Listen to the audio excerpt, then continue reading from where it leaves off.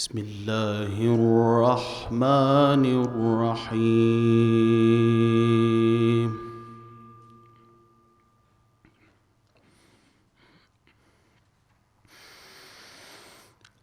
وكذلك أوحينا إليك قرآنا عربيا لتنذر أم القرى ومن حولها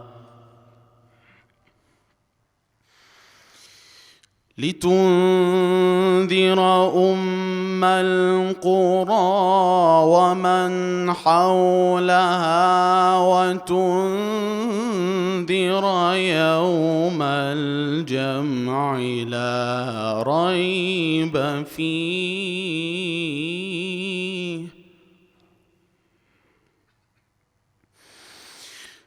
فريق في الجنة وفريق في السعير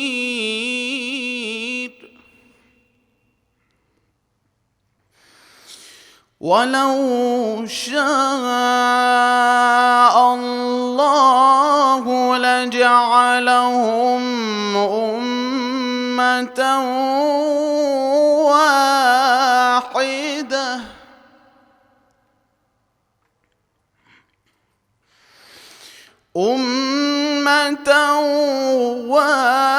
واحدة ولكن يدخل من يشاء في رحمته والظالمون ما لهم من ولي ولا نصير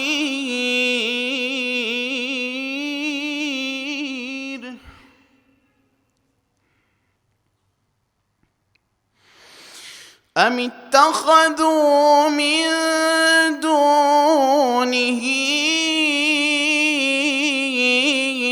أولياء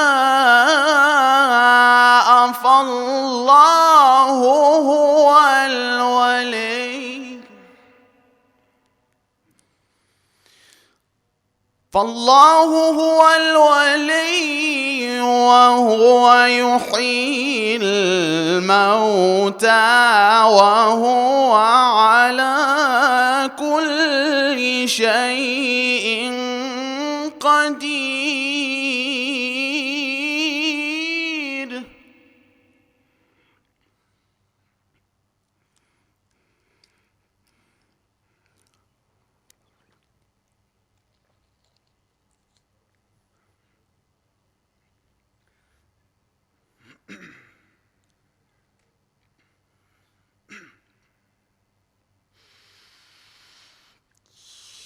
أم اتخذوا من دونه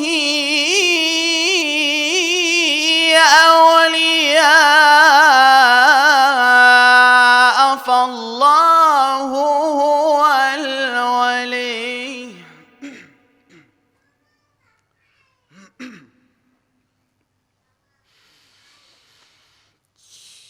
أم اتخذوا من دونه أولياء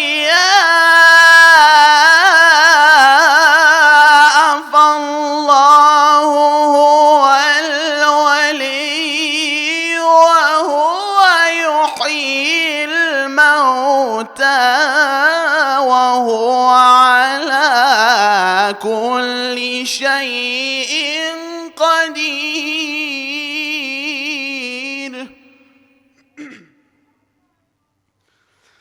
وما اختلفتم فيه من شيء فحكمه إلى الله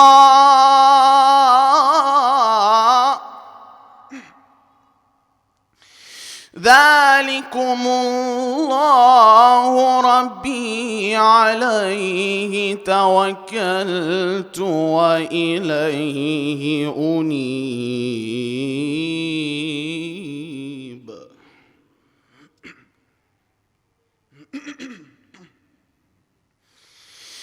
بسم الله الرحمن الرحيم. سبح اسم ربك الأعلى الذي خلق فسوى والذي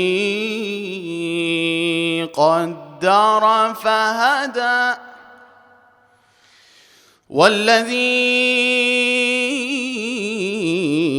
أخرج المرعى فجعله غثاء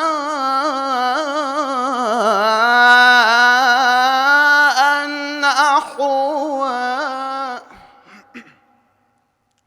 سنقرئك فلا تنسى إلا ما شاء الله إنه يعلم الجهر وما يخفى.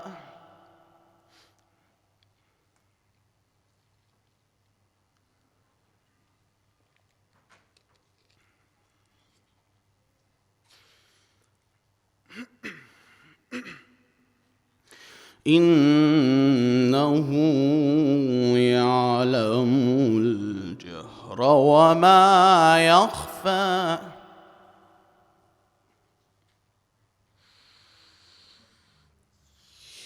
والذي أخرج المرعى فجعله غثاء نحوا. سنقرئك فلا تنسى إلا ما شاء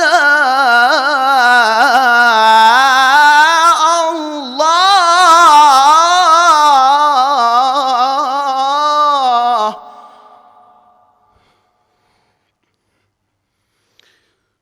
إنه يعلم الجهر وما يخفى. ونيسرك لليسرى فذكر إن نفعت الذكرى فذكر إن نفعت الذكرى. صدق الله العلي العظيم. صلوات على محمد وآل محمد.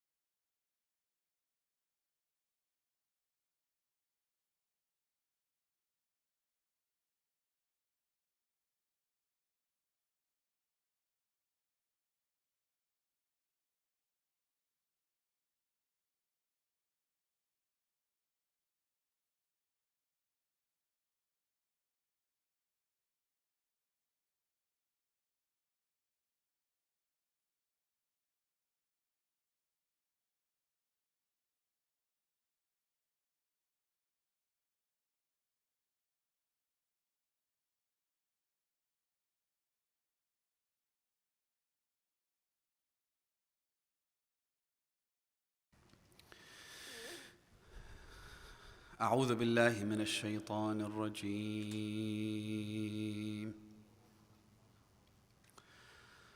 بسم الله الرحمن الرحيم. ولا حول ولا قوة إلا بالله العلي العظيم.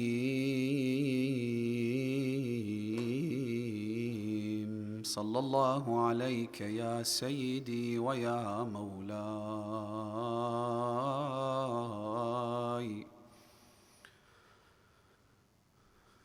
يا رسول الله،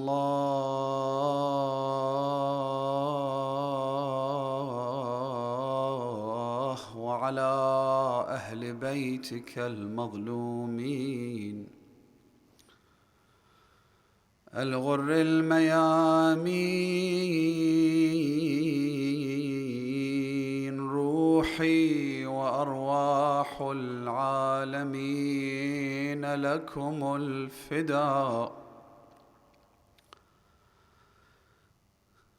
صلى الله عليك يا مولاي وابن مولاي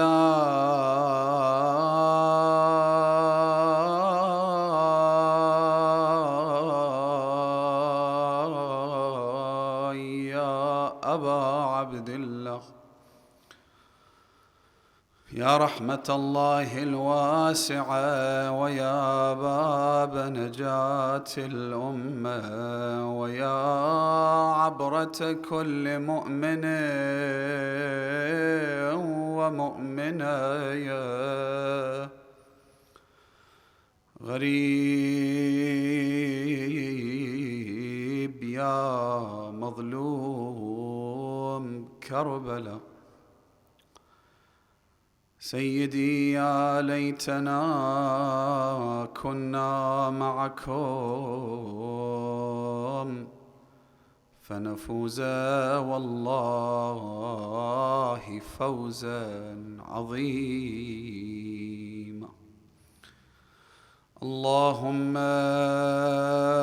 كن لوليك الحجة ابن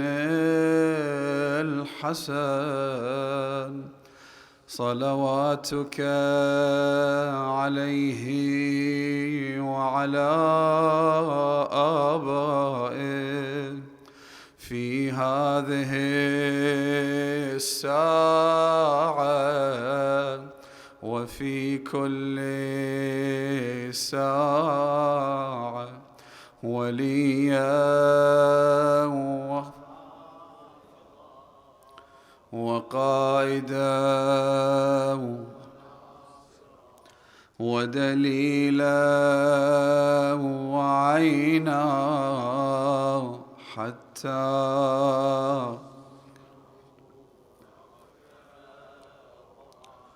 وتمتعه فيها طويلا.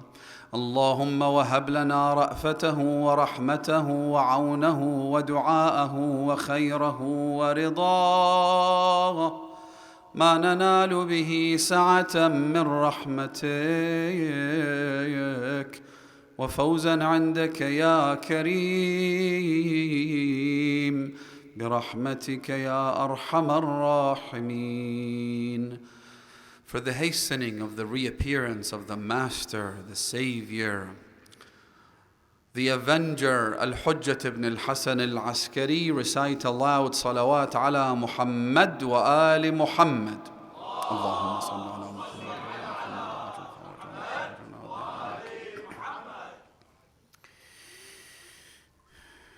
When you compare the support that Imam Al Hussain had on the day of Ashura to that of the other Imams of the Ahlul Bayt, you find that despite the fact that Imam Al Hussain was helpless and Imam Al Hussain was lonely and Imam Al Hussain was abandoned by people who claimed to be willing to lend their support to the Imam, At the same time, Imam Al Hussain had support that none of the other members of the Ahlul Bayt had. Take, for example, Abu al-Fadl al-Abbas. Look at the way Imam al-Sadiq teaches us to recite his ziyarah. It's like a military salute to the greatest commander the human race has ever seen. An angel in human form. Salamullah wa salamu malaikatihi wa awliyaihi wa ibadihi as-salihin wa anbiya'ihi al-mursalin wa ibadihi as-salihin wa az-zakiyat at-tayyibat fima taghtadi wa taruhu alayka ya ibn amir al-mu'minin. The ziyarah itself reveals to a tiny, tiny extent to us mere mortals just how great Abu al-Fadl al-Abbas is in the eyes of Allah subhanahu wa ta'ala. The fact that he has a position on the Day of Judgment, as Imam Zain al-Abidin alayhi salam says in the hadith that I narrated to you yesterday, إِنَّ لِعَمِّنَا الْعَبَّاسِ مَنْزِلَةً يَوْمَ الْقِيَامَةِ, a position that is the envy of who? If one of you had $1 million house, the guy with a $600,000 house would probably be envious towards him. But to someone who has $1 billion, you're nothing, despite your $1 million mansion, right? A scientist is considered valuable and great and worthy of the Nobel Prize, for example, or the highest accolades in academia, who is the envy of his peers. He's considered great when his fellow scientists consider him great.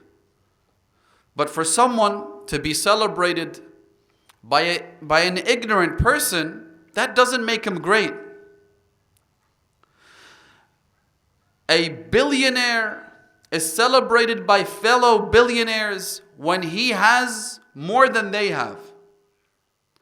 Imam Zain al-Abidin says that martyrs are envy of the position of Abu al-Fadl al-Abbas. The Holy Prophet says, إِنَّ فَوْقَ كُلِّ ذِي بِرٍّ بِرٍّ حَتَّى يُقْتَلَ الْمَرْءُ فِي سَبِيلِ اللَّهِ.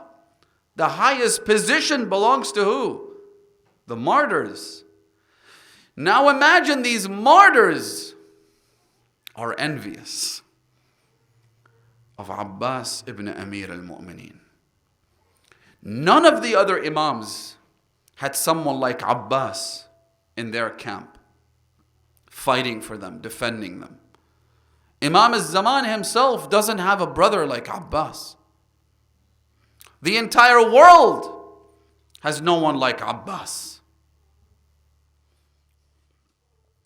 In fact, if you go through the companions of Imam Al Hussain, just scroll down the list of companions, you see giants, you see stars. And yes, those stars are dwarfed by the galaxy that is Hussain, by the universe that is Hussain. But if they were examined individually, each one of them is a shining star of virtue and valor and bravery and all of the long list of good characteristics and merits and virtues, right? The issue we have is that they're all dwarfed by Imam Al Hussain, by Abu al-Fadl al-Abbas. Imam Al Hussain said, and I mentioned this a couple of nights ago, إني لا أعلم أصحابا أبر ولا أوفى من أصحابي. I do not know, which given the fact that Imam Al Hussain has access to knowledge of the unseen, Imam Al Hussain knows everything that's happened and everything that will happen until the day of judgment. When he says, I do not know, it means no such thing exists. Do you know when Imam Al Hussain made this statement? When did he say that I have companions, the like of which does not exist? It was on the eve of Ashura, when Burayr, who was on guard duty around the camp of Imam Al Hussain, Burayr was one of the companions. And as he was circling the camp of Hussain, protecting it from prying eyes and the vile enemy, the army of Umar ibn Saad, Burayr overheard a conversation between Imam Al Hussain and his sister Zainab, alayhima as-salatu was-salam. Zainab says to Aba Abdullah, Ya Aba Abdullah, have you tested your companions? Have you subjected them to trial to ensure that they don't abandon you tomorrow? That is when Imam Al Hussain said to Zainab, I do not know of companions more loyal and more righteous than my own. Now, Burayr overhears this. And while the words of Imam Al Hussain to his sister are enough to give her the moral support that she needs, Burayr here feels a sense of duty. He feels like Zainab is possibly not satisfied with our loyalty. She's not 100% certain that we will in fact stand by Aba Abdullah tomorrow. What does he do? He rushes to who? To the leader of the Ansar, who was Habib ibn Mudahir. Salamullahi alayh. When you go to Karbala, on your way out after you visit the Imam, there's a small shrine. That's the shrine of Habib ibn Mudahir. Imam Zain al-Abidin alayhi salam, when he chose who has to be buried where, he did so with divine instructions. Habib ibn Mudahir has his own dedicated shrine. And every time I pass by his dharih, this is how I say salam to him. Assalamu alayka ya Bab al-Hussain. Peace be upon the gate to Hussain. He's like the gatekeeper to the mausoleum of Aba Abdullah. And I always end up telling him, Ishfa' li 'inda Sayyidi wa Mawlai Abi Abdullah. Put in a good word. Tell him this dog, this stray animal found his way in your mausoleum. Ya Aba Abdullah. Show him some mercy. Maybe look at him. I know he doesn't deserve it. I know he's a nobody. As John the slave told Aba Abdullah al-Hussain, Inna lawni la aswad.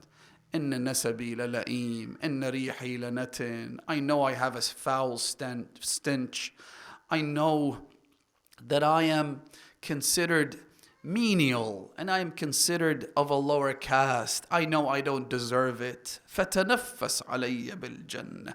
Breathe onto me the scent of paradise. Put in a good word for me with your master, Aba Abdullah. Burayr runs to Habib ibn Mudahir. He says to him, Ya Habib, do you want to know what I just heard? I heard Zainab saying this to Aba Abdullah. You know what to do. Habib gets up. He summons the camp of the Ansar, the supporters of Imam Al Hussain, the companions. He says, we need to go and give Zainab a show. Make her proud. Give her a sense of peace, albeit for one last night. They all gather around. They go outside the tent of Lady Zainab alayhi salam. They say to her, Ya bint Amir al-Mu'mineen, Ma dama fina irqun yambidh. For as long as there is a drop of blood in our veins, we will make sure no harm comes your way. We will be decapitated, mutilated, and torn to pieces before something comes your way, O daughter of Ali and Fatima.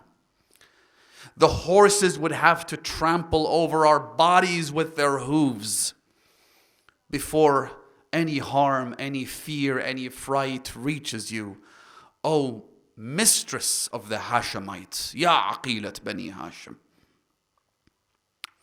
Zainab alayhi salam prayed for them. She said, may Allah bless you. Don't abandon Abu Abdullah tomorrow. None of the other Imams had anything like this. None. Look at Imam Al Hassan alayhi salam. Bi-abi huwa wa ummi. He was praying on his prayer mat when they stormed his tent, pulled the mat from underneath his feet, leaving him to fall face first to the ground. His own companions. Ubaydullah ibn al-Abbas was the second son of Abbas, the Prophet's uncle, which made him what to Imam Al Hassan? Cousins. Al-Abbas had two sons, Abdullah and Ubaydullah. Ubaydullah was one of the commanders of the army of Imam Al Hassan. He had a large contingent of troops under his command. If I'm not mistaken, around 7,000 soldiers. Muawiyah sent after his family in Basra, murdered 4 of his children in a vicious manner. Now, he has how many reasons to stand by Imam Al Hassan now? The fact that he's the Imam's cousin, the fact that Muawiyah massacred his family, the fact that Imam Al Hassan is the truth. What more could you want? Muawiyah paid him 1,000,000 dinars, 1,000,000 dirhams, which is 1,000,000 silver coins. He switched sides over to Muawiyah's camp. You know how they say with friends like these, who needs enemies? He switched over to Muawiyah's camp, taking all 7,000 soldiers along with him. How else was Imam Al Hassan supposed to continue and sustain the fight against the vile creature that was Muawiyah? How? And then they said, why did you sign the peace treaty? How was he supposed to fight? If Imam Al Hassan had someone like Habib and Burayr and Zuhair and Muslim and others, you think he would have surrendered to Muawiyah, the son of Hind? They even stabbed Imam Al Hassan with a dagger in his thigh. And then someone whose name I won't mention because I don't want to confuse people, someone that you know full well, sent a letter to Muawiyah saying to him, all I want in exchange for the delivery of Hassan to you is the taxes you collect from the city of Ahwaz.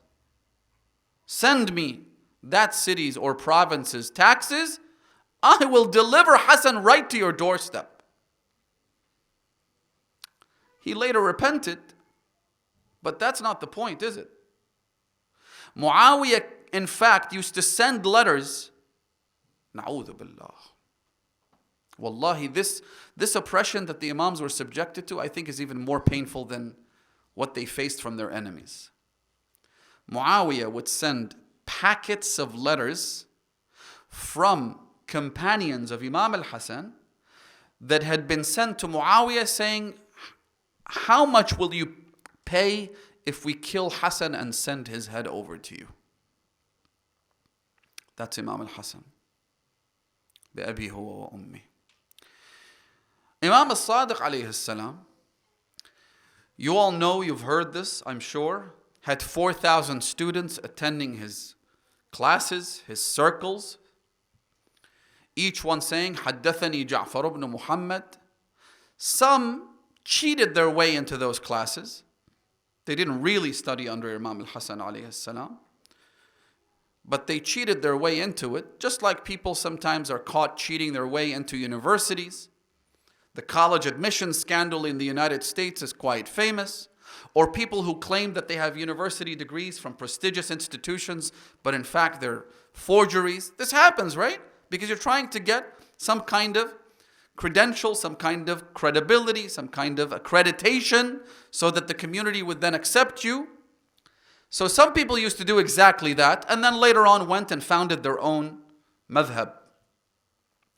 But Imam al-Sadiq, who had 4,000 students, one day someone comes to him. Ya ibn Rasulullah, why don't you rise up? I mentioned one hadith the other night. This is a different incident. He said, why don't you rise against the Umayyads? This is your moment. This is your time.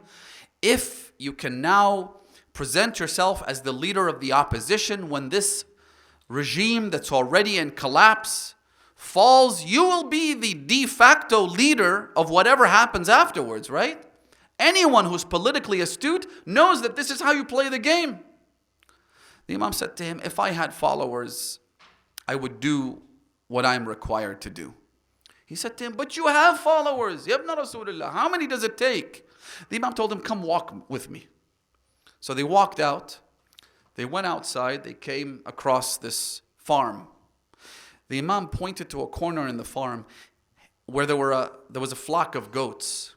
The Imam said to him, if I had as many supporters as there are goats in this flock, I would rise up. The man said, I looked and I counted them. There were 17 goats. In other words, Imam Al-Sadiq alayhi salam says, I don't even have 17 people that would support me. 17 who are loyal. 17 who wouldn't run for the door when the push came to the shove, when it was problematic for them, when it was inconvenient for them. Not even 17.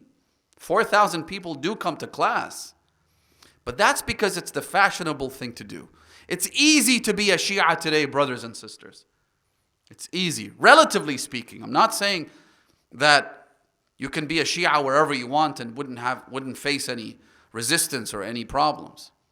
Yeah, there are places where you have to practice taqiyya throughout your whole life. But relative to previous epochs and times, it's much easier today.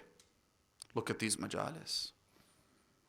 Look at the community around the world. Almost 500 million Shia of the Ahlul Bayt.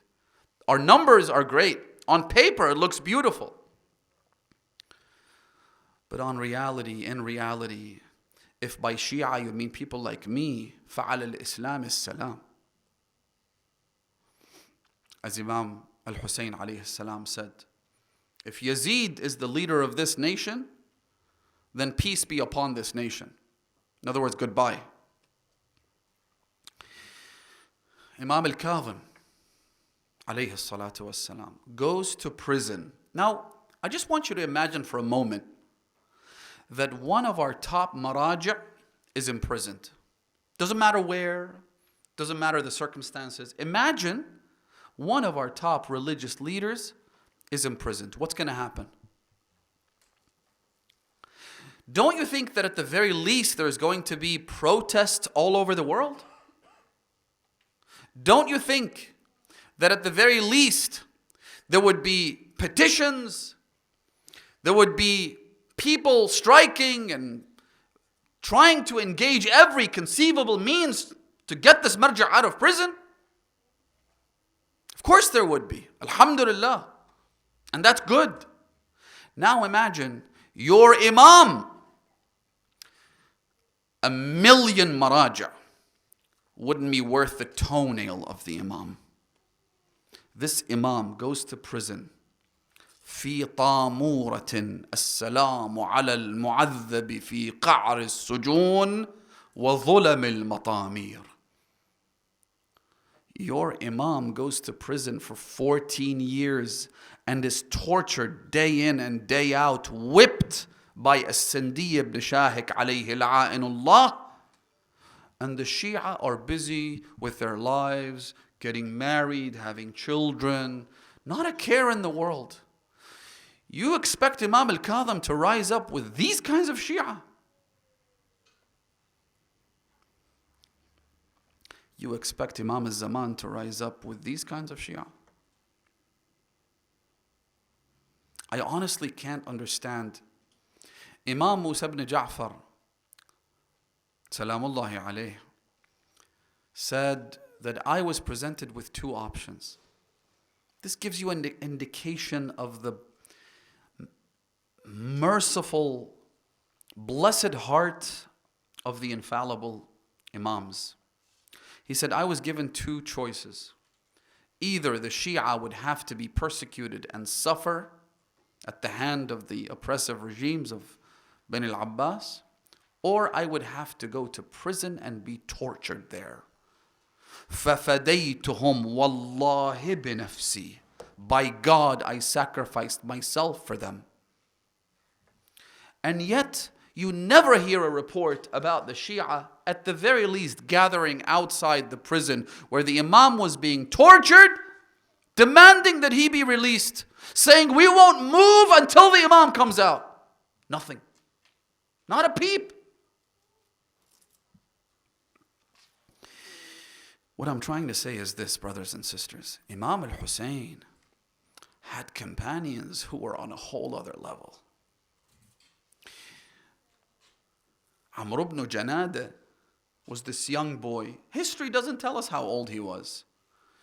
Was he 7? Was he 8? Was he 9?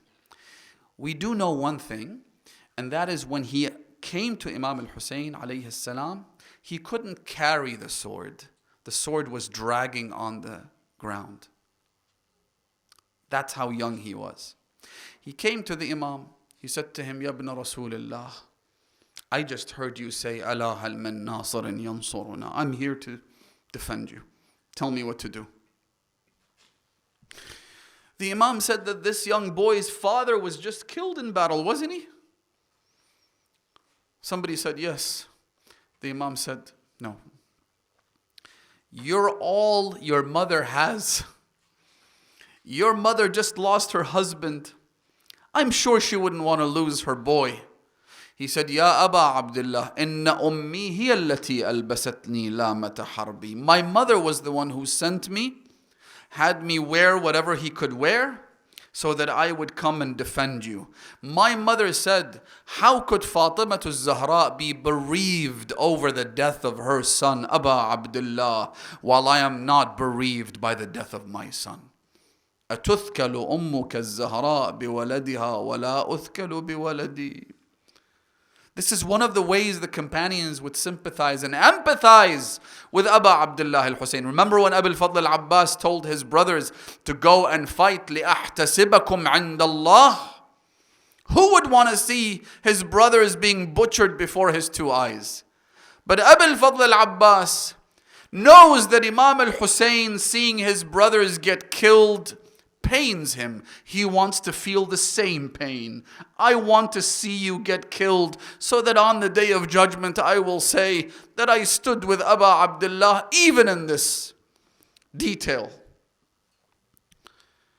Imam Al Hussain had incredible supporters, brothers and sisters. And so tonight I want to talk just a little bit, just for a few moments if I may. The day of Ashura is fast approaching. The ship of Hussain is about to set sail. Brothers, sisters, may Allah bless you. We don't have a whole lot of time left. If we're going to anchor our boat to the ship of Hussain, we have to do it in these last remaining few days and hours and moments. If we're going to be saved by Imam Al Hussain, if we're going to change our ways, align our thoughts and actions to those of Aba Abdullah al-Hussain, this is all we got. I've been talking about not procrastinating. I've been talking about doing the right thing. One of the main highlights and the features of the companions of Imam al-Hussain is that they made the right decision at the right time. No delay, no procrastination. They found themselves at the right place and time. They did what they had to do. Whereas you had people like Al-Dhahhak al-Mashriqi. Al-Dhahhak al-Mashriqi was a man who came with Imam al-Hussain. Remember this name. What a pathetic disappointment this man was. He told Imam al-Hussain that I will come and defend you. I'll be with you so long as there is a chance that you will survive. The Imam said to him, you can come. He invited everyone to come. He stayed with Imam Al Hussain even while on the eve of Ashura, people were flocking away from the camp of Hussain by the dozen. Imagine Sukaina watching all of this, people running away from Hussain. He stayed with the Imam. At least he passed this test. It's like one of those games that you watch on TV sometimes where there's challenge after challenge after challenge, and you see people who go through everything, but then at the very last moment, al-umuru bi khawatimiha, the Prophet says. What matters is what happens at the very end. What you did before that might help you prepare and align yourself with the anchor of Hussain. But there are so many people who lost their ways, so many people who were good, but ended up joining the other camp, like Ubaidullah ibn al-Abbas. Al-Dhahak al-Mashriqi stays with Imam al-Hussain until the afternoon of Ashura. Then he came to the Imam. He said to him, Ya Aba Abdullah, it doesn't look like any of us is going to make it, including you. I mean, look at this. A sea of monsters attacking a few doves. How are we going to make it out of this? And so it seems to me that even my death, my sacrifice, won't help you survive. May I be excused? The Imam said to him, of course you are. You can go. But how will you go? You need a horse. They'll chase after you. They'll kill you. He said, I do have a horse saved up somewhere. You see, when you head towards the Imam of your time, you should do so with a full commitment, no exit strategy, no plan B. Muhajir in the Arabic language means a migrant. What's the difference between a migrant and a tourist? A tourist is someone who packs his bags and sets out for a destination, knowing that he's going to be there for a week, 2 weeks, a month, right? Even if you're a backpacker and you intend to stay there for a longer period of time, you know that at some point you're going to come back. So the way you pack, the way you organize your life, the way you put your affairs in order here before you travel is very different. Whereas a migrant leaves to leave and never come back. A migrant is someone who says, I don't care what happens back home. I'm done. I'm going. And I want to build a life for myself over there. My new destination is my home. Someone who says, I'm going to stop committing this sin. Listening to music, for example, which has become the most demonic thing that manipulates and distorts our minds like nothing before. It used to be bad enough 10 years ago, 20 years ago. Now, the music industry is about robbing you of your faith. It's the first thing it does. It seems innocent enough. But all you got to do is read the lyrics. All you have to do is read between the lines and figure out what they're trying to do with you and your children. But again, it's like the boiling frog metaphor, right? It creeps in so slowly. Before you know it, it becomes so perfectly normal that we can't live without it. If there is no music in a store that we walk into, we're like, what's going on here? Is their sound system broken or what's happening? There has to be music. If there's no music playing on TV, if there's no music playing in the car, there's something wrong. This guy's a weirdo. It creeps in so slowly. So, whereas a migrant, someone who wants to change ways, someone who says, Ya Aba Abdullah, I came to your majalis, I listened to your masa'ib, I cried over your tragedy. I don't care how it's going to pan out. I don't care how I'll be able to justify this to my friends and family. I don't care how I'll be able to be strong enough to get over this problem that I had before. I don't care about any of that. You deal with that on my behalf. I'm just going to join you. I'm just joining you. Khalas, I'm a Hussaini, I'm a Zainabi. So he says to the Imam, this guy, Al-Dhahak al-Mashriqi, he says, I have a horse saved up. He never really intended to go through with it. The Imam said to him, sure, you can take your horse and leave. Sure enough, he took the horse and he left. And maybe he survived for another year or 2 years or 4 years or 10 years. But he is cursed for abandoning Abu Abdullah at his hour of need, at his moment of desperation, when he called out, Ala hal min nasirin yansuruni? For what? For what? So in these few moments, I want to talk a little bit about this. How do we support the Imam of our time? How do we answer the call of Imam Al Hussain? He said, Ala hal min nasirin yansuruni. Do you know of Antoine Bara? Famous Christian man who wrote books about Imam Al Hussain. He's appeared in interviews. He's quite famous, Lebanese Christian. He says in the introduction to his book about Imam Al Hussain, he said, when I read Imam Hussein's statement, Ala hal min nasirin yansuruni.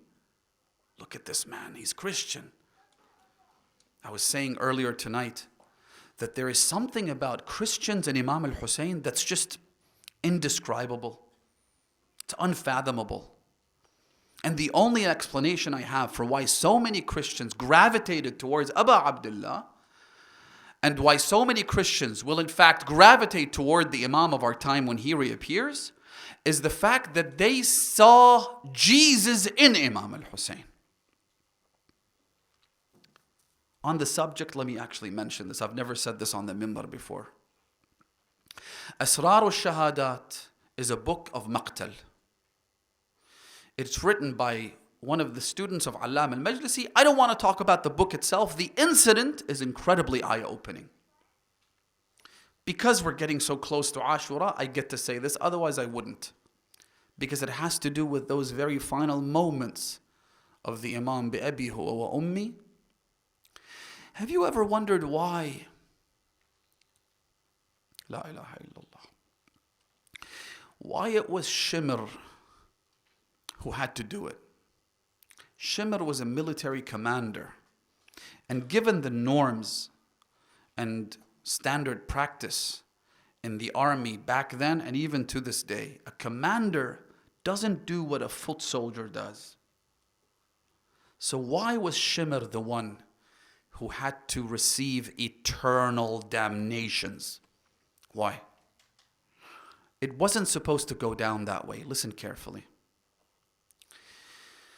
The author of the book says that one of the strategies employed by Yazid and Ubaydullah ibn Ziyad was that in order to exonerate themselves from the murder of Imam Al Hussain, they brought a group of Christian mercenaries, so that if the Christians were the ones to kill the Imam at the very end, they could then plead innocence and say it wasn't us, it was these Christians. Just like now, some Wahhabis say that it wasn't Yazid who killed Imam Al Hussain, it was Ubaydullah ibn Ziyad, his governor in Kufa.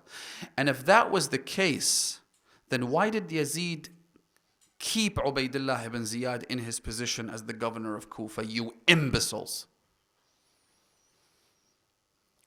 But they're trying to defend Bani Umayyah and the family of Abu Sufyan, because you have to choose at the end of the day. It's either Hussein or whoever is in the other camp. That's one thing Imam Al Hussain does so beautifully. He leaves you with a very simple choice. Is it Hussein or is it whoever happens to be on the other side? Today, yesterday, tomorrow, it doesn't matter. Choose. But the strategy didn't quite pan out. Why? He says that they brought this group of mercenaries. Abu Abdullah is on the plains of Karbala. He's in the ditch. Helpless, no defenders, no companions. Umar ibn Sa'd says, send the Christians. Sure enough, they're a bunch of mercenaries. They couldn't care less. They don't even know Imam Al Hussain. They head towards Abu Abdullah. He says the leader of the group, when he approached Imam Al Hussain, he looked him in the eye. And then he turned around and said, I just saw the eyes of Jesus. He then took out his sword and started killing his own comrades until he was outnumbered and killed. بِأَبِي أَنْتَ وَأُمِّي يَا أَبَا عَبْدِ اللَّهِ. The Christians came to defend you. The villagers came to help you. And these people, كُلٌّ يَتَقَرَّبُ إِلَى اللَّهِ بِدَمِهِ. So Antoine Barra says in the introduction of his book, he says, I heard the call of Hussain, أَلَا هَلْ مِن نَاصِرٍ يَنصُرُنِي. I thought to myself, Hussain is not saying, أَلَا هَلْ مِن مُسْلِمٍ يَنصُرُنِي. He's not calling for Muslims or any specific group or denomination. He's saying, is there no one to support me? So I said, here I am, Ya Aba Abdullah.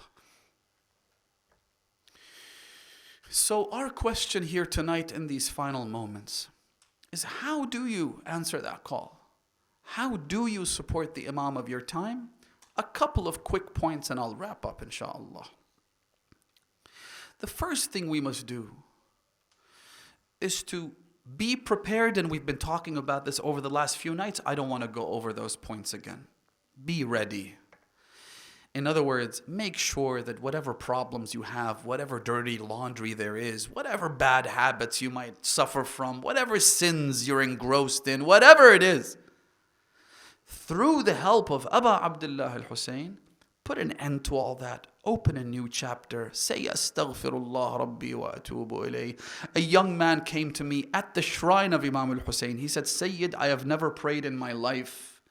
I said, stand right here and pray Salatul Maghrib. You still have time. He said, just like that? I said, just like that. And then turn to Imam Al Hussein and say, Ya Aba Abdullah, take my hand. You took the hand of Wahab the Christian. You took the hand of villagers and peasants and noblemen and tribal chiefs and from all walks of life. Take my hand. Help me. Help me be someone that you could be proud of. Maybe. Ya laytana kunna ma'akum. That's number one. Get ready. Be prepared.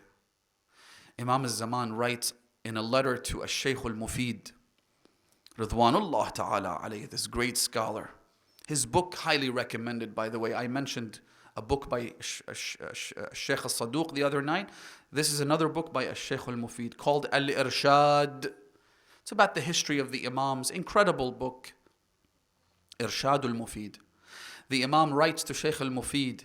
He says to him, tell our followers, the Shia, tell them, أن يعمل كل امرئ منهم بما يقربه منا. Do the things that you know would bring you to closer proximity to us. Do the things that would please us. وَلْيَتَجَنَّبْ, and avoid the things that you know would displease us. Avoid the things that even deep down in your heart, you don't even need a alim to tell you, you know this is not something that the Imam would be happy with. Avoid those things. Then Imam al-Zaman says, فَإِنَّ أَمْرَنَا بَغْتَةً, for our mission is one that happens suddenly. Again, we've talked about this. One more way you can support the Imam is with your tongue. When you're supposed to put up a fight, when you're supposed to take a stance, make sure you do. Even if you're all alone. Even if there is no one else to support you, the support will come. That's one beauty of supporting the Ahlul Bayt and the cause of Allah subhanahu wa ta'ala when you're all alone. And that others will then join you. They'll gravitate towards you. Inna, Allah says in the Quran, لَنَنْصُرُ رُسُلَنَا وَالَّذِينَ آمَنُوا فِي الْحَيَاةِ الدُّنْيَا وَيَوْمَ يَقُومُ الْأَشْهَادِ. We shall, the royal we shall support our messengers and the believers in this world as well as the next. Allah will help you, support you. You just have to take the prerogative, take that first step with your tongue. You see something wrong? Speak up. You see a good opportunity? Speak up. Get others to also join in. use your words. Do you know how many of our scholars had their tongues taken out of their mouths because they said, Ya Ali? Because they defended the Ahlul Bayt alayhimus salam. Maytham al-Tammar is a famous example. They literally cut his tongue out. Another example you've probably haven't heard of before is a man by the name of Ibn al-Sikit, who was a Shia, a follower of the Ahlul Bayt. He was also a linguist. He was an expert in the field of Arabic literature. Al-Mutawakkil al-Abbasi hires him to teach his two children, but he doesn't know that he's a Shia.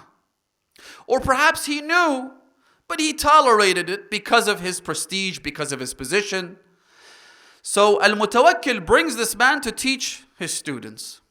One day Mutawakkil walks in. He wants to boil his blood. He wants to test him out. He says to him, Ibn Sikit, you see my two boys, how brilliant they are, what geniuses they are. Who do you think is better, my two boys or Hassan and Hussain?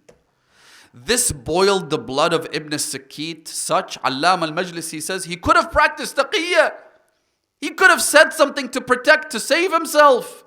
But his blood boiled such that he could no longer hold himself. He said, what, Hassan and Hussain? The shoes of Qambar are more honorable than you and your entire lineage and ancestry. Who are you talking about? Ibn Mutawakkil ordered the soldiers to take him and to cut out his tongue from the back of the neck. How many people had to suffer for this religion, for books like Irshad and Khisal and Bihar al-Anwar and Al-Kafi al-Sharif and Istibsar and Mustadrak and others to reach us? Do you know, the rivers of blood had to be shed, brothers and sisters. And then you have an imbecile saying, oh, but they're not authentic. 90% of Al-Kafi should be thrown away because its authenticity is questionable. Scholars of the highest caliber had to die, literally, not figuratively, for this heritage, for the words and teachings of the Ahlul Bayt to reach us. For a book like I mentioned Bihar al-Anwar, but there are others. Bihar al-Anwar is 110 volumes. You might not be able to read it, but you can read Nahj al-Balagha, can't you? If you read 2 pages a day, you can finish it within less than a year. When do you think you and I will be ready and have enough spare time, having done everything else, before we then sit down to actually read the words of Amir al-Mu'mineen? If it doesn't happen now, it'll never happen. Let's just put it that way. Al-Farazdaq was the official poet of Hisham ibn Abd al-Malik, this tyrant king. They were in Masjid al-Haram. Imam Zayn al-Abidin walks in his small, unassuming demeanor. The Imam doesn't have an entourage. He doesn't have a group of people walking around him, making way for him. It's just him. The Imam walks in. Everybody makes way for the Imam. Lady Zainab told Yazid, she told him, you can't do anything about this. Our love is embedded in the hearts of the people. Anyone who's righteous, anyone who loves Allah will have no choice but to love the Ahlul Bayt. There's nothing you or your father or your entire clan can do about this. Everybody made way for Imam Zain al-Abidin. Hisham felt jealous. He said, Man hadha? Who is this man? I don't recognize him. Al-Farazdaq, who was an employee. He had a pretty checkered past. Let's just put it that way. He suddenly decided to stand up and speak the truth. He said to Hisham ibn Abd al-Malik, هذا الذي تعرف البطحاء وطأته والبيت يعرفه والحل والحرم هذا ابن فاطمة. If you claim you don't know who this is, the Kaaba knows full well who this is. The grounds on which we walk know who this man is. This is the son of Fatima. Allahumma salli ala Muhammad.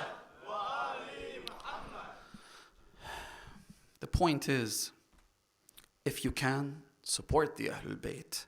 Mark your name in the column of their supporters and their backers. Do something. Pay money.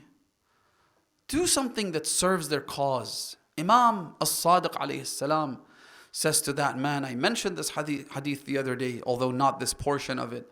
The Imam says to him, do you gather around? Do you mention our hadiths? Do you exchange our traditions amongst each other? He said, yes, ya ibn Rasulullah. The Imam said to him, Wallahi inni uhibbu rihakum wa arwahakum. I love your scent and your souls.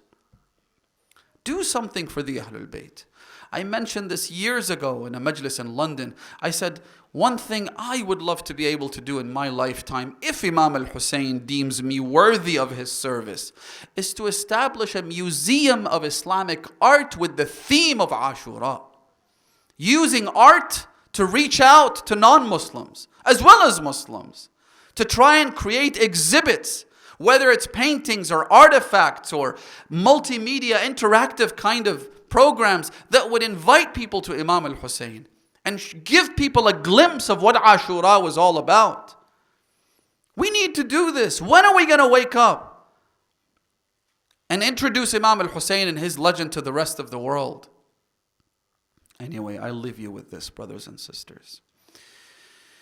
This night is a night we remember yet another companion of Imam Al Hussain who was but a child.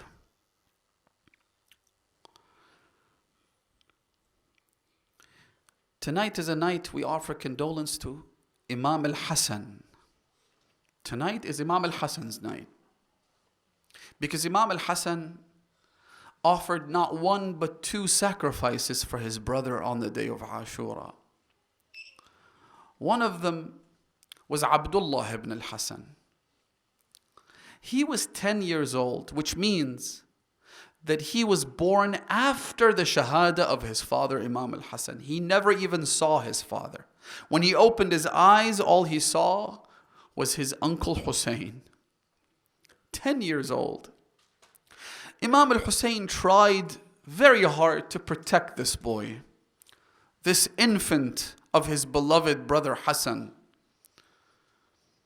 You know how much Imam Al Hussain loved Imam Al Hassan? During his lifetime, he never even addressed him as my brother. He always called him Sayyidi wa Mawlai Aba Muhammad. So Imam Al Hussain entrusted his sister Zainab to hold on to this boy, Abdullah. And he, sure enough, stayed with his aunt all the way at the last moment when Imam Al Hussain was in that ditch. Allahu Akbar. He's too young to wear an armor. He's too young to carry a shield. But he's like, I can be your shield, Ya Aba Abdullah. My hand can be something I would use to protect you. Look at this young boy who thinks to himself, if I can delay the inevitable martyrdom of my uncle Hussain by even a minute, it's worth being sacrificed for. When he noticed a man approaching Aba Abdullah, Zainab is watching, calling out, Ama fikum Muslim. Suddenly she noticed Abdullah ibn Al Hassan slipping from her hand, running towards his uncle Hussain. He said something that breaks my heart every time I say it. He said, Wallah la atruku ammi. By God, I won't abandon my uncle. Ya يا مؤمنين أجركم الله يا صاحب الزمان. He quickly ran towards his uncle. He doesn't have a shield. What does he do? فجلس في حضن عمه. He sat in his uncle's lap.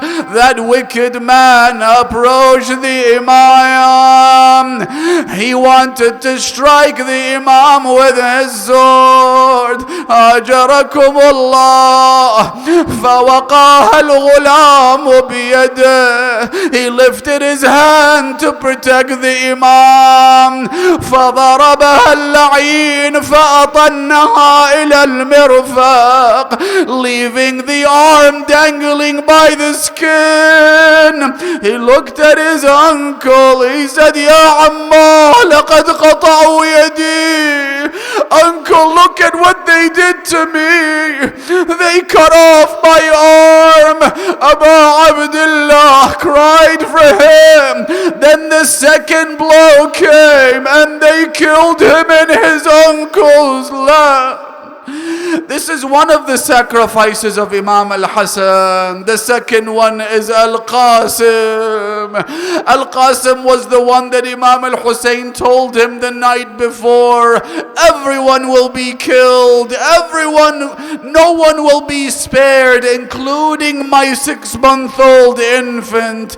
That is when Al-Qasim stood up. He said, Amma wa ana mimman yuqtal. Am I going to be one of those to be killed? Will I receive the honor of martyrdom tomorrow? Imam Al Hussain asks him a question. This question helps clarify something. Had the Imam not asked the question, maybe people would have said that the boy is too scared, he's too afraid. The Imam wants to show the world who the son of Imam Al Hassan is. He said to him, كيف الموت عندك? How do you perceive death? He said, فيك أحلى من العسل. In your way it is sweeter than honey. The Imam told him, yes, even you will be among those killed. And so the next day when Qasim came and asked for his uncle's blessing to go and fight, Imam Al Hussain, unlike all the other martyrs, categorically refused to give him permission. He said, absolutely not, you're not going. You are the orphan of my brother Hassan. You remind me of Abu Muhammad. How could I let you go?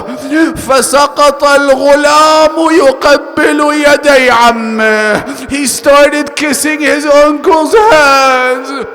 It's almost like he's saying, Uncle, you promised me last night. You promised me shahada. I can't bear all of this. I can't see you asking for help and no one helping you. Imam Al Hussain still wouldn't agree. He wouldn't give him permission.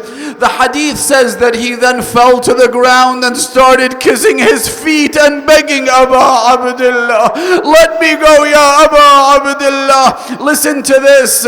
They say Imam Al Hussain then hugged him.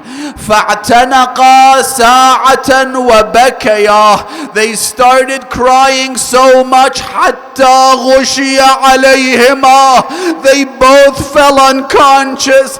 I haven't seen anywhere in the Maqtal that Imam Al Hassan would fall unconscious. It's almost like Abu Abdullah feels like he's bidding his own brother Hassan farewell. They fell unconscious, then they got up again. That's when Imam Al Hussain gave him his blessing.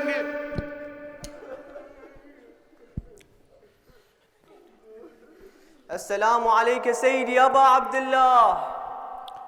عمي يا حسين، جئتك لتأذن لي بالقتال، فإن أمي هي التي أمرتني بذلك وألبستني لامة حربي، وإن أبي هو الذي أوصاني بنصرتك يوم لا ناصر لك ولا معين. عماه، لقد ضاق صدري وسئمت الحياة. ألا ترى الأطفال وقد غارت عيونهم من شدة العطش؟ ألا ترى الرضيع وقد جف اللبن في ثدي أمه؟ عماه، والله لا طاقة لي على البقاء في الخيمة وأنا أسمع ندائك واستنصارك. عماه، هذه جبة أبي الحسن، وهذه عمامته، وهذا سيفه، فهل تأذن لي بالقتال؟ فلتك نفسي يا عمار. إن تنكروني فأنا نجل الحسن، سبط النبي المصطفى والمؤتمن. هذا حسين، هذا حسين كالأسير المرتهن، بين أناس لا سقوا صوب المزون. يا حسين، يا حسين، يا حسين.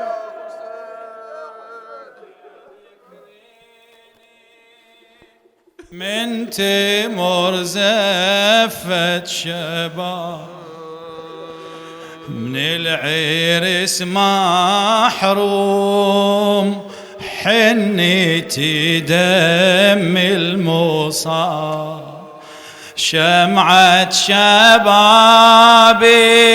من يطفوها، حنيتي دمي والجفن ذار التراب. يما ذكريني من تمر زفت، من ثدي النيبة راضع بصافي الحليب، وبهالشهادة صار لي قسمة ونحيب. حفيت بدمي خلي فرشوها، حنيت دمي والجفن ذار التراب. يما ذكريني من تمر زف، اي امو جانم قشت ام بي صبرتو، آخر زخونم روی من گردد خضاب. مادرم زهرا دیدارم آمد، بهر دیدارش ای عمو جان کن شتاب. یوم ذکری من تمر زف، طلع شبابي من الخيام، قومي يا زينب هالهيلي. طلع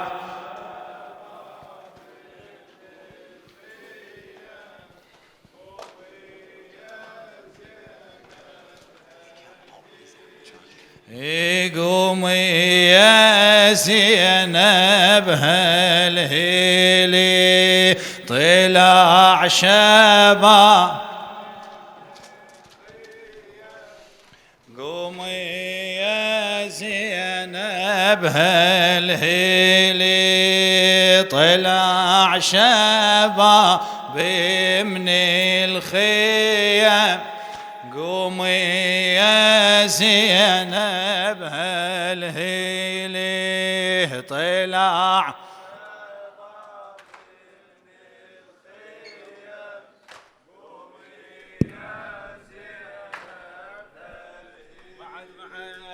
طلع شباب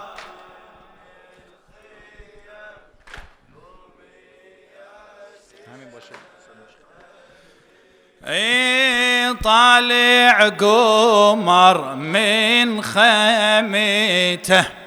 Can everyone please come to the middle? بارك الله بكم ما شاء الله. طالع قمر من خيمته حضري بدمعتك حنيته رحمتي بخري عمامته بالحومة صباح زفيته خلها تزف أهل الشيم قومي يا زي هل هي طلع شباب طلع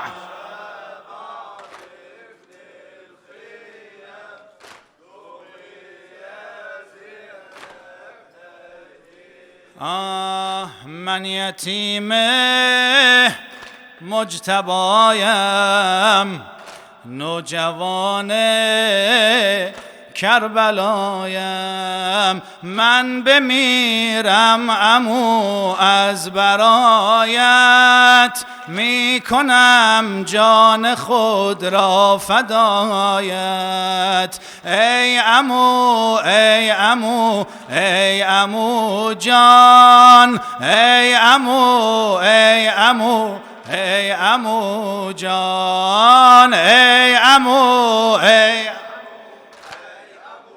جان ای عمو ده اذن میدان تا زنم بر خیل عدوان از غم غربت تو ملولم جان زینب مرا کن قبولم جان زینب مرا کن قبولم ای عمو ای عمو ای عمو جان ای عمو یا عمو ممنونت هستم تا ابد مدیونت هستم مشکلم با نگاه تو حل شد مرگ شیرین تر از هر عسل شد مرگ شیرین تر از هر عسل شد ای عمو ای عمو ای عمو جان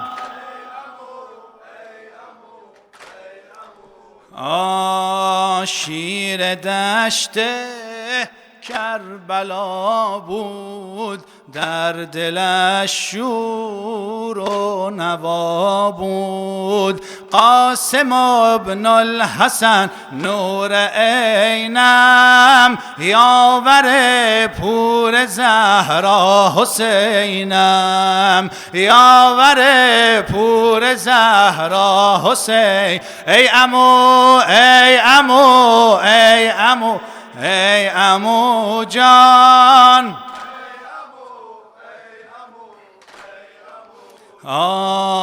می نمود او جنگ شایان حمله می کرد همچو شیران صف شکن گشت آن ماه پاره بر عدو بسته شد راه چاره ای عمو ای عمو ای عمو جان ای عمو رتب الصفوف بارك الله بك ای عمو ای عمو ای عمو جان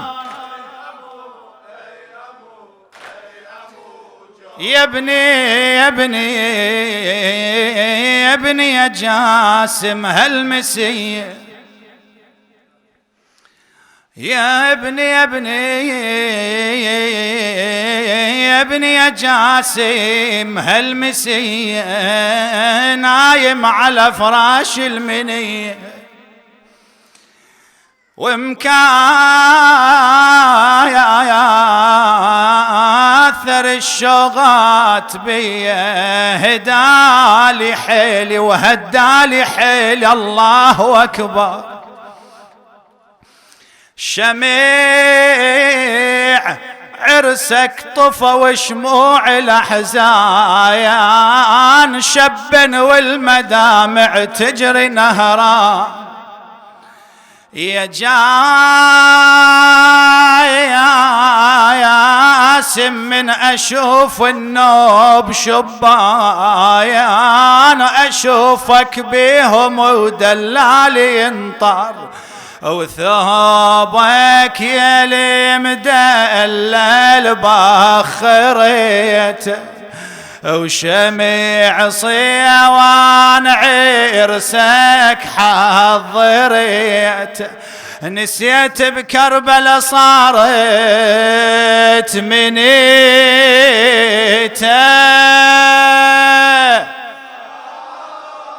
الله نسيت بكربلا صارت منيته ونسيت بكربلا صارت منيته. بعلى صوتك طولك وبحقد ظالم توذر يا طولك وبحقد ظالم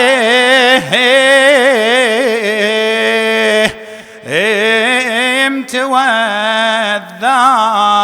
ما شفت زفتك من دمى حنتك ما شفت زفتك من دمى حنتك وانطفت شمعتك يا ابني يا جسام يا ابني يا جسام. موفق إن شاء الله لسلامتكم وسلامة العلماء والأفاضل ولرفع هذا البلاء عن هذه الأمة. صلوا على محمد وآل محمد.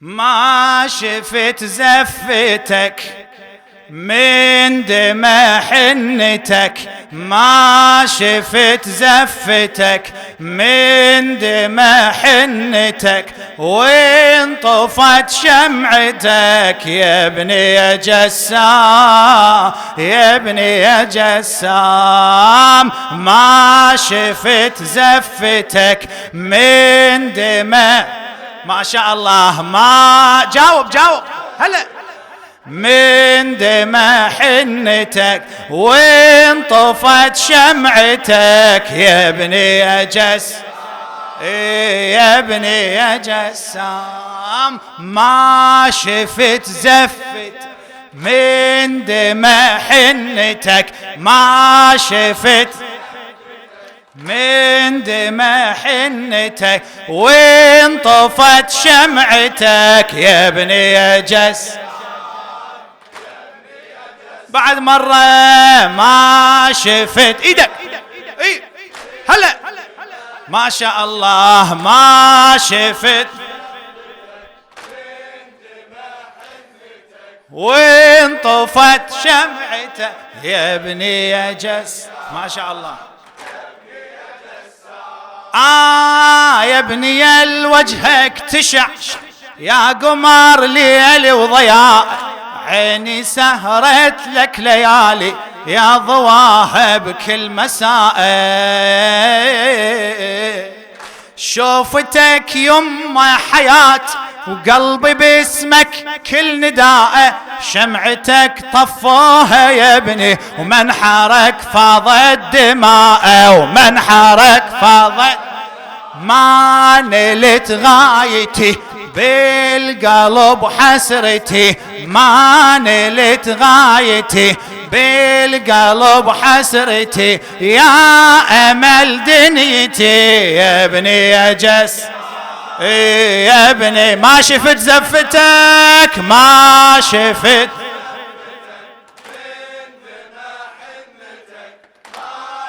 فدوى أروح لك هلا بك وانطفت وين ما شاء الله يا ابني يا هلا يما كنت تنظر جمال روحي تستر يا صبح، لا عرس لا زف يمه، والأمل غاف بجرحه، والأمل غاف بجرح. للحسن آمال يا ابني صرت لجروحه ملحها، غيبت عن روح أمك يما بسمتها وفرحها، يما بسمتها بس حلم بالنظر ظاهري يما انكسر، بس حلم بالنظر ظاهري يما انكسر، من سهام الدهر يا ابني يا جس. ما شفت زفتك، ما شيل ايدك شيل ايدك، هلا ما شاء الله بارك الله بيك. ما شفت زفتك من دمع حنتك، وانطفت هلا يا جسار.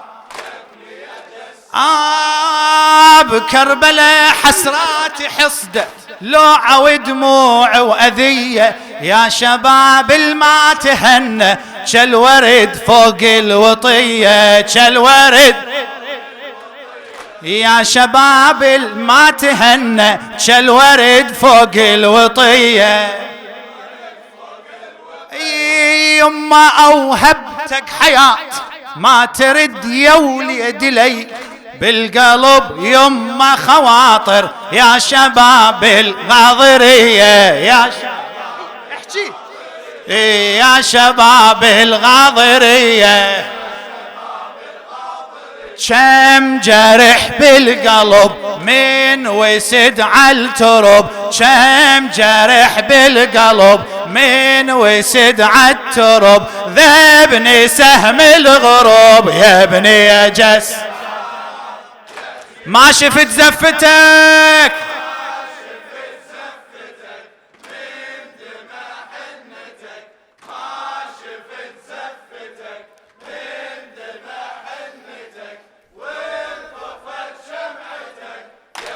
ما شاء الله. هلا هلا هلا خادم انصب بكترك ماء وابكي لجروح الوسيع، جثتك فوق الترايب بالدماء تنزف قطيعة، بالدماء. إلى الشاعر محمد علي نادي بالكربلاء.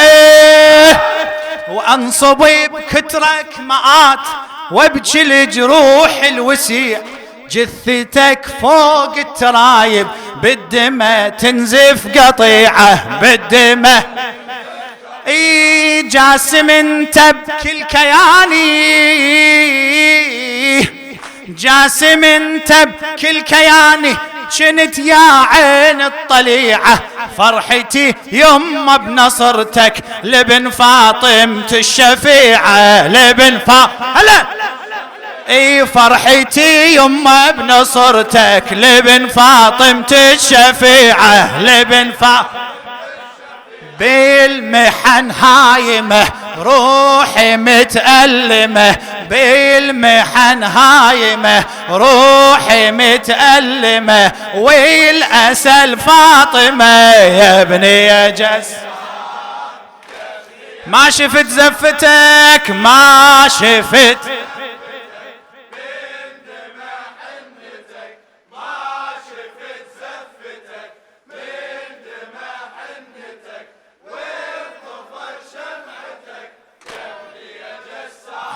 هلا هلا شيل ايدك.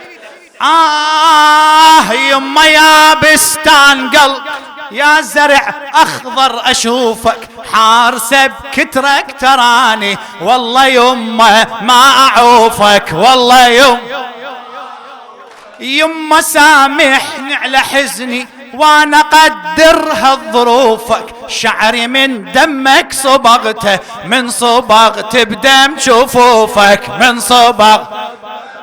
ما اريد العمر ما بقالي صبر، ما اريد العمر ما بقالي صبر، لا الله يما العذر يا ابني يا جس. ما شفت ما شفت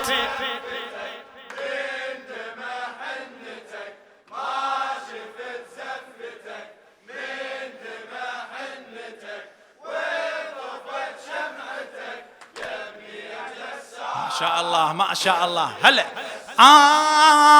يما وديني الجنان خل تسر روحي الحزينة وارفع الهام بوجودك يما ابو الزهرة نبينا يما ابو الزهرة نبينا ايه حتى ترضى الزهرة عني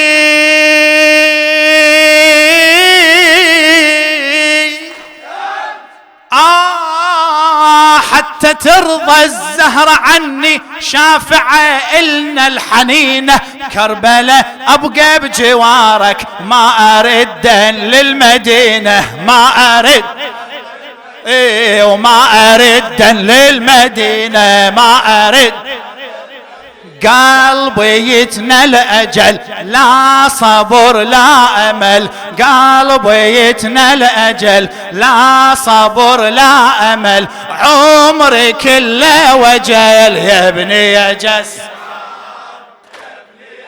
ما شفت ما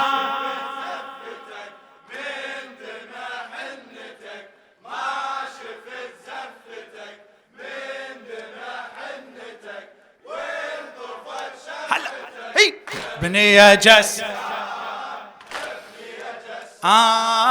جسام جسام شمرة من حيدر جسام جسام شمرة من حيدر جسام جسام ارجع لي ورا ايه جسام جسام شمرة من حيدر جسام جسام جسام جسام شمرة من حيدر جسام جسام شمرة من جسام يا شبل الحسن يا شمرة من حيدر بركان ثار على العدا وبعزمه يتفجر يا موت طب على الزلم من ايده تطشر هالشبل من زود الحسن سيفه لظى ويسعار هالشبل من زود الحسن سيفه لظى ويسعار جسام جسام بالحرب من كبر جسام جسام شمرة من حيدر جسام جسام شمرة من الله الله جسام يا شبل الحسن يا شمرة من حيدر بركان ثار على العدا وبعزمه يتفجر يا موت طب على الزلم من ايده تطشر هالشبل من زود الحسن سيفه لظى ويسعار هالشبل من زود الحسن سيفه لظى ويسعار جسام جسام بالحرب كبار جسام شمرة من حيدر شمرة من جسام جسام من شاف عمه بكربله وحده انتفض عزمه من الشجاعة من الحسن دون رخص دمه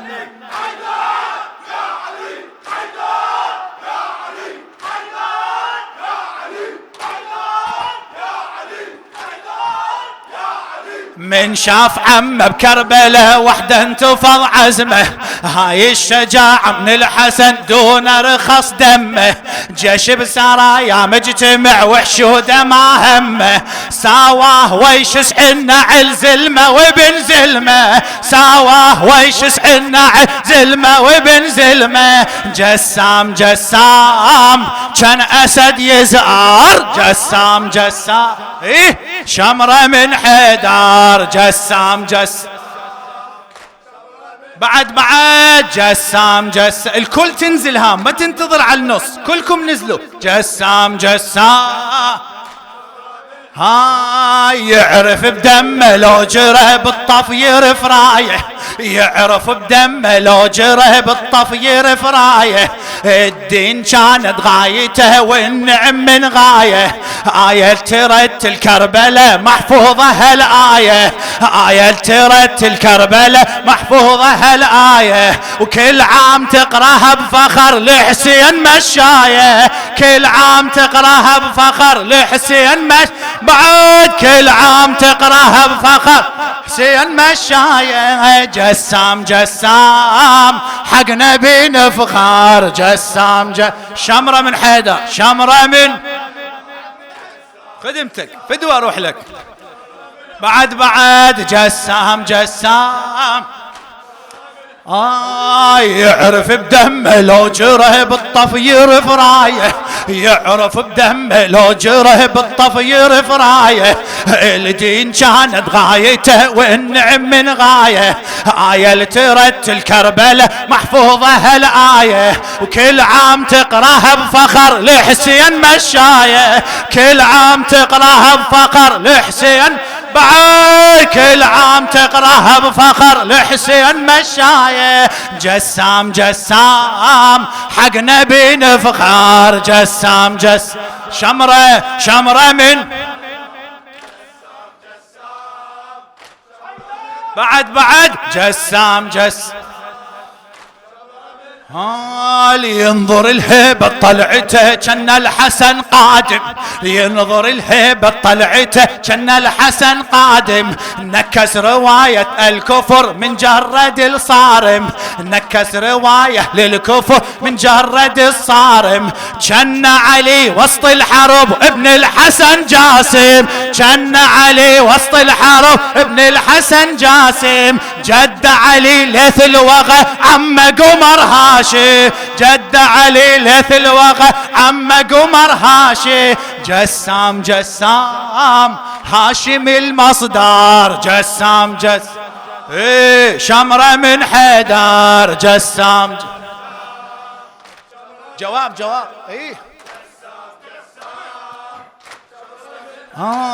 لينظر لهيبة طلعته كان الحسن قادم لينظر لهيبة طلعته كان الحسن قادم نكس رواية للكفر من جرد الصارم كان علي وسط الحرب ابن الحسن جاسم جد علي ليث الوغى عم قمر هاشي جد علي ليث الوغى عم قمر هاشي جسام هاشم المصدر جسام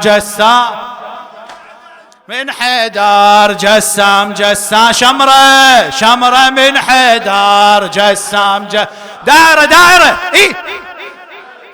جسام شمرة لينظر لهيبة طلعته كان الحسن قادم لينظر لهيبة طلعته كان الحسن قادم نكس رواية للكفر من جرد الصارم كان علي وسط الحرب ابن الحسن جاسم جد علي ليث الوغى وعم قمر هاشم جد علي ليث الوغى عم قمر هاشم جسام هاشم المصدر جسام شمرة من حيدر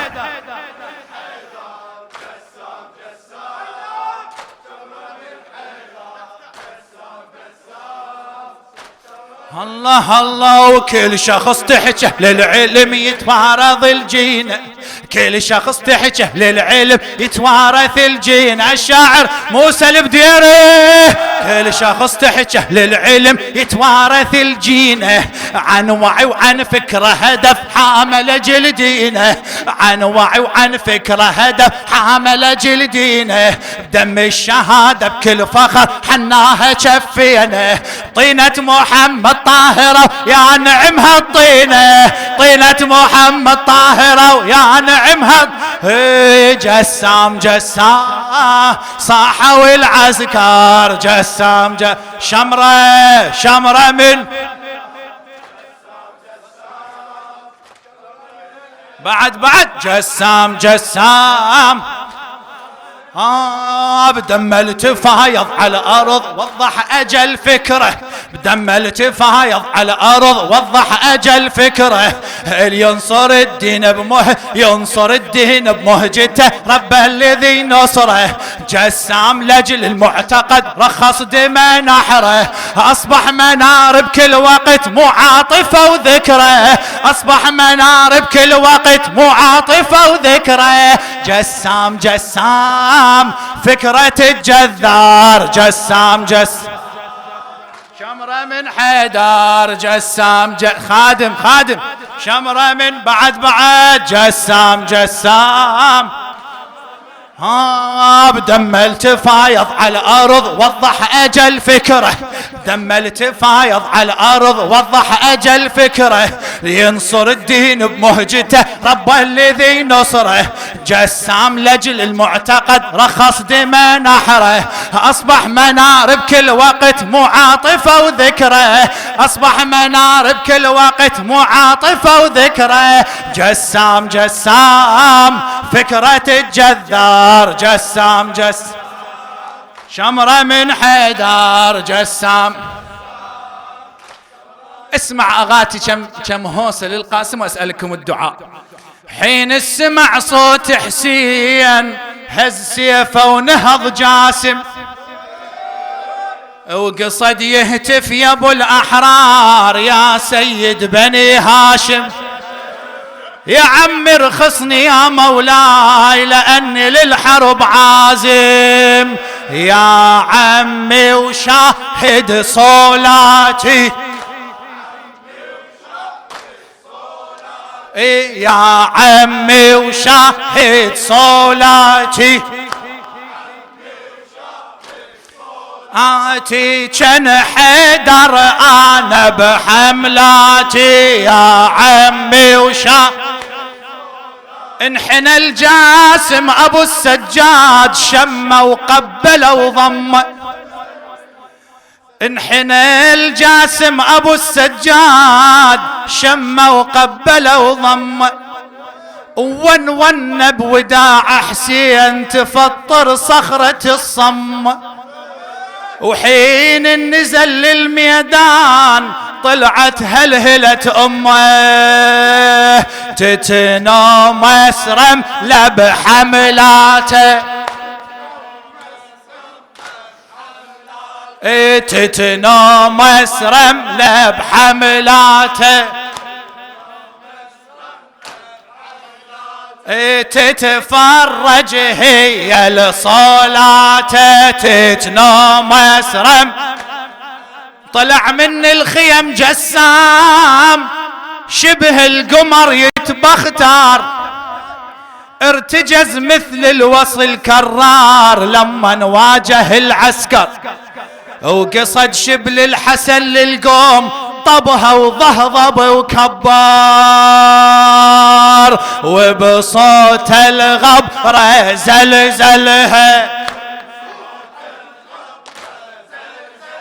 وبصوت الغبرة زلزلها. بيت الدعاء. ذب الخيل فوق الخيل، ذب الرمح فوق الطاس. اسمع. ذب الخيل فوق الخيل، ذب الرمح فوق الطاس، ذب رجال فوق رجال، ذب الجسم فوق الراس، ذب رجال فوق رجال، ذب الجسم فوق الراس، ذب اجساد فوق القاع، ذب نيران فوق الناس، وذب اجساد فوق القاع، وذب نيران فوق الناس، وخلى الميدان يغص بيها، ايها خلى الميدان يغص بيها. هلا حيدر يا علي، حيدر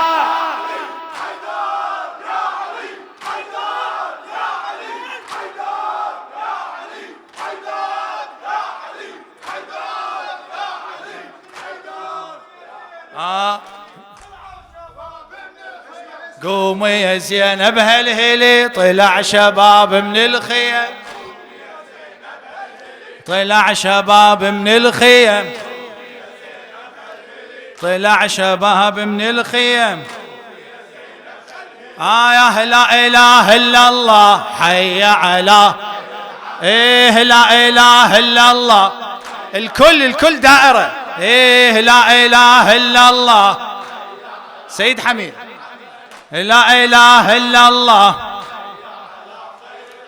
يا طير خبر النبي عما جرى في، يا طير خبر النبي يا فاطمة الحزينة قطعوا يمين يا فاطمة الحزينة. لا تكون مشاهد، لا تكون من المشاهدين. فاطمة الحزينة ادخل وياهم. يا فاطمة الحزينة زينب على التل وقفت وتنادي زينب على التل وقفت وتنادي الله الله لا إله إلا الله حي على آية لا إله إلا الله هلا آية لا إله إلا الله. طلع شباب من الخيم طلع شباب من الخيم طلع شباب من الخيم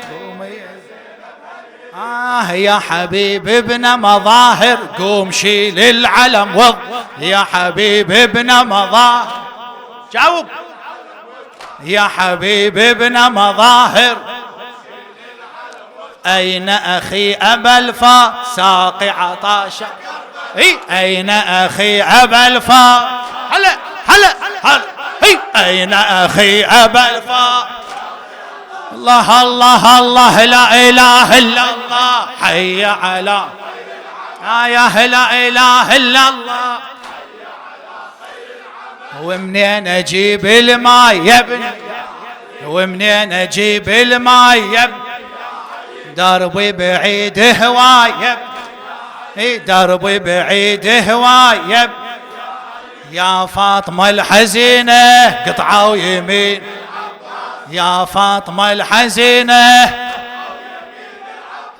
أين أخي أبا الفا ساقي عطاء هلا أين أخي أبا الفا هلا أين أخي أبا الفا الله الله يا لا إله إلا الله حي على يا لا إله إلا الله.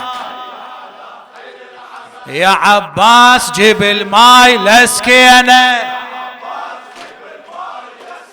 يا عباس جيب الماي لسكينة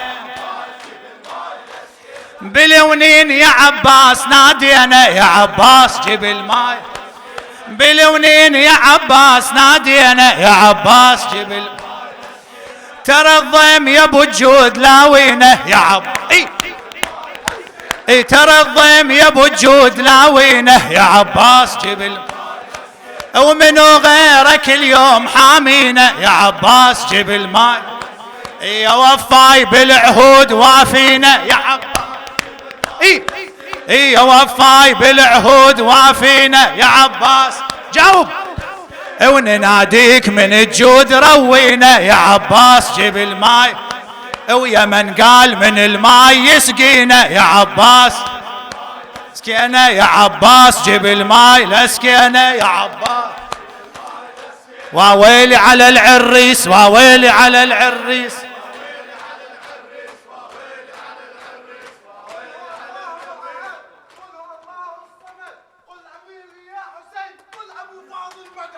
قل أبو فاضل مدد قل أبو فاضل قل أبو فاضل مدد. اللهم صل على محمد وآل محمد. اللهم نسألك وندعوك باسمك العظيم الأعظم الأعز الأجل الأكرم يا الله عجل لوليك الفرج واجعلنا من أنصاره وأعوانه والمستشهدين بين يديه يا الله. اللهم تقبل هذا القليل منا واجعله في ميزان حسناتنا. اللهم نقسم عليك بالقاسم ابن الحسن يا الله شافي وعافي جميع المرضى لا سيما مرضى المنظورين. اللهم ارفع هذا البلاء عن هذه الأمة. اللهم وفقنا لما تحب وترضى. اللهم اهدنا واهد شبابنا إلى الصراط المستقيم. اللهم اقضي حوائجنا وحوائج المحتاجين من هذا الجمع لا سيما حوائج المنظورين ومن أوصانا بالدعاء يا الله. اللهم المؤسسين لهذا المأتم الشريف تقبل اللهم أعمالهم ولأمواتهم وأمواتكم وأموات السامعين والجالسين والروح الطاهرة للقاسم ابن الحسن نهدي ثواب مجلسنا هذا وثواب سورة المباركة الفاتحة تسبقها صلوات حيدرية بأعلى الأصوات.